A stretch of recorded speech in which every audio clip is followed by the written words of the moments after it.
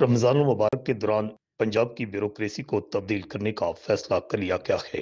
नई हुकूमत आने से पहले ही तब्दीली सरकार की तरफ से आईजी पंजाब और चीफ सेक्रेटरी को तब्दील करने का फैसला सामने आया है। तब्दीली सरकार ने 4 सालों में 7 आईजी तब्दील किए हैं और अब 8वां आईजी तब्दील करने जा रही है। नए आईजी पंजाब के लिए फयाज देव, आमर जुल्फकार और इनाम गनी के नामों पर इत्तफाक किया गया है, जबकि नए चीफ सेक्रेटरी के लिए ताहिर खुर्शीद, यूसुफ नसीम और अब्दुल्ला संभल के नाम पंजाब हुकूमत ने वफाकी हुकूमत को भिजवा दिए हैं। अगले 2-3 रोज के दौरान वजीर आजम और कौमी असम्बली में तब्दीली सरकार की हुकूमत खत्म होने की सूरत में पंजाब समेत 4 सूबों में ब्यूरोक्रेसी पर वसी पैमाने पर तबादले मतवक्को हैं। ताहम अगर नून लीग की हुकूमत पंजाब और वफाक में आ जाती है तो फिर पहले से मौजूद तमाम पुलिस अफसरान और ब्यूरोक्रेट्स जो हैं इन्हें तब्दील कर दिया जाएगा और पंजाब हुकूमत अपने उन अफसरान को तैनात करेगी जो गुज़श्ता नून लीग और पीपल्स पार्टी के दौर में पंजाब समेत मुल्क भर में तैनात रहे हैं। जिला गुजरात में भी नई तैनातियों के लिए ऐसे अफसरान का चुनाव किया जा रहा है। काश नियाजी, अल हिजाज न्यूज।